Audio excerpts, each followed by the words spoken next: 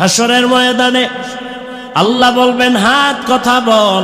যেই হাত আসলেই কথা বলতে পারে না, আমার আল্লাহর কুদরতে পারবেনি। হাত বলবে, ও দয়ার মালিক, তুমি হাত বানাইছো ডিউটি করবে, মা বাবার সহযোগিতা করবে, করে নাই। কোরআনটা ধৈরা ধৈরা পড়বে, পড়ে নাই। এই হাতের দ্বারা কোনো ভালো কাজ করে নাই, বরং কলম দিয়া দিয়া মানুষের বিরুদ্ধে লেখতো, ফেসবুকে আঙ্গুল দিয়া দিয়া লেখতো।